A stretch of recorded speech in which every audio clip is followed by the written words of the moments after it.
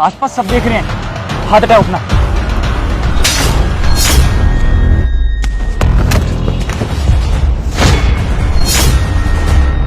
अब सही है, अब इसे पता चल गई कि इसकी औकात क्या है।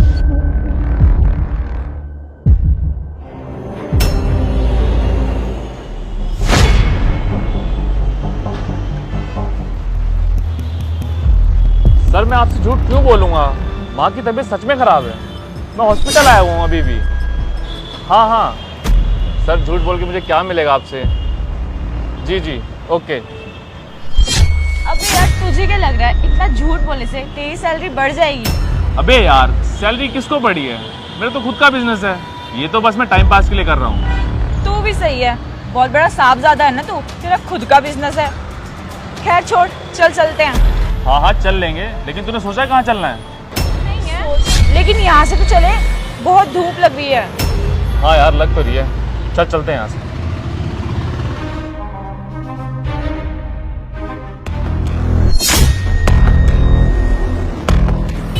शिट यार, छी मेरे जूते गंदे हो गए।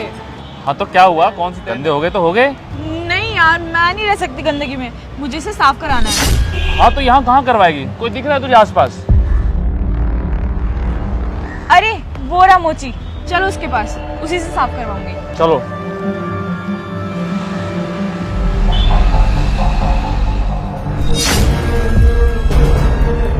अरे मैम साहब, क्या कर रही हो आप ये? आपको काम करवाना है तो तमीज से बोलो ना, पैर हटाओ अपना। अबे साले, तेरे में इतनी अकड़ है, तूने मुझे धक्का दिया। पहली बात तो मैम साहब, आपको मैंने धक्का नहीं दिया, आपने अपना पैर मेरे पैर पे रख रखा था, इसलिए मैंने आपको पीछे करा था। और रही बात, तो वो मैं नहीं, आप कर रही हो। साले तू उसे बदतमीज कह रहा है, बदतमीज तो तू है। जानता है हम दोनों कितने अमीर हैं, 1 मिनट में तेरी खटिया खड़ी हो जाएगी। तमीज से बात कर और काम कर अपना। पहली बात तो भाई साहब तमीज से बात करो, मेहनत का खाता हूँ, अपनी मेहनत का, किसी का हराम का नहीं खाता मैं। और रही बात तो वो तो अब मैं बिल्कुल भी नहीं करूँगा। अबे वो 2 कौड़ी के मोची, चुपचाप मेरे जूते साफ कर, और अगर तूने 2 मिनट में मेरे जूते साफ नहीं किए ना, तो फिर देख मैं क्या करती हूँ। ठीक है, आपको जो करना है वो करो, लेकिन मैं आपका काम नहीं करूँगा। लगता ही ऐसे नहीं मानेगा योगिता, इसको इसकी औकात याद दिलानी पड़ेगी। तुम सही कह रहे हो, लगता है इसको इसकी औकात दिखानी पड़ेगी। उठ, खड़ा हो, खड़ा हो। अरे मैम साहब, ये क्या कर रहे हो आप? आसपास सब देख रहे हैं, हाथ हटाओ अपना। अबे साले, तेरी हिम्मत कैसे है मुझे हाथ लगाने की? एक तो मुझे ऊपर से मुझे छेड़ने की कोशिश कर रहा है। मैम साहब, ये आपने ठीक नहीं किया, यहाँ मैं रोज बैठता हूँ और ये मेरी रोजी रोटी है, और आज आपने मेरे साथ यही बदतमीजी की। रोजी रोटी तो ऐसे बोल रहा है जैसे लाखों रुपए कमाता है, यहाँ दिन के 10-50 रुपए कमाता होगा। तुझे क्या पता असली कमाई क्या होती है? ये देख 50,000 रुपए कमाते हैं हम दोनों।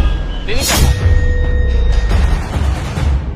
साहब, माना आपके पास बहुत पैसा है, लेकिन इसका मतलब ये नहीं कि आप पैसों की इज्जत नहीं करोगे।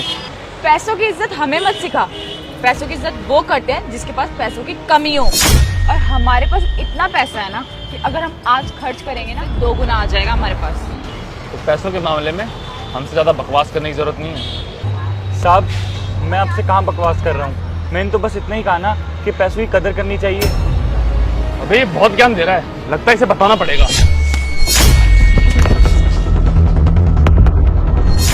अब सही है, अब इसे पता चल गई कि इसकी औकात क्या है।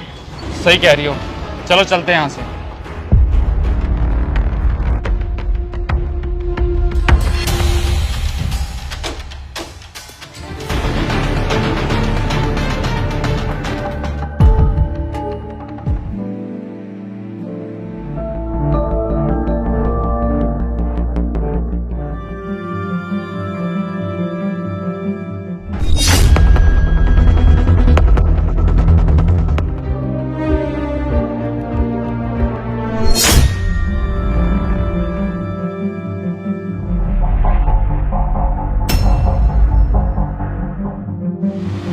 मेरा तो सारा दिमाग खराब कर दिया उस मोची ने, परेशान करके रख दिया था।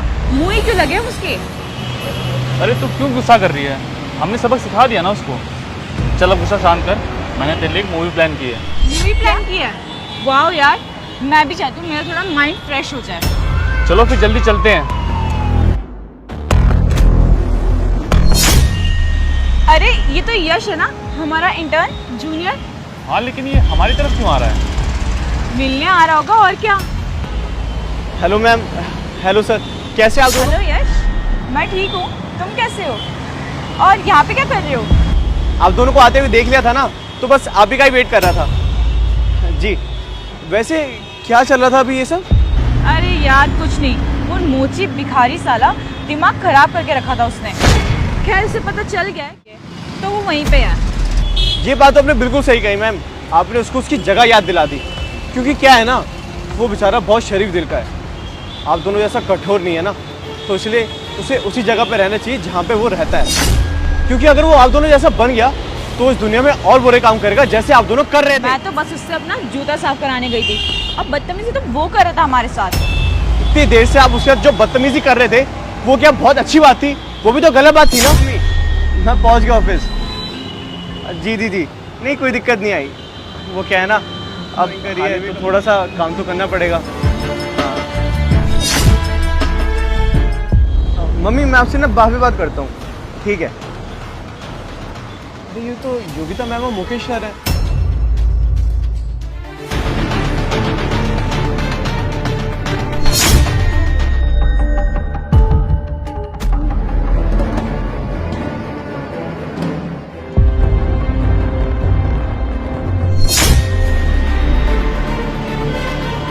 मुझे तो घिन आ रही है इन दोनों को देख के।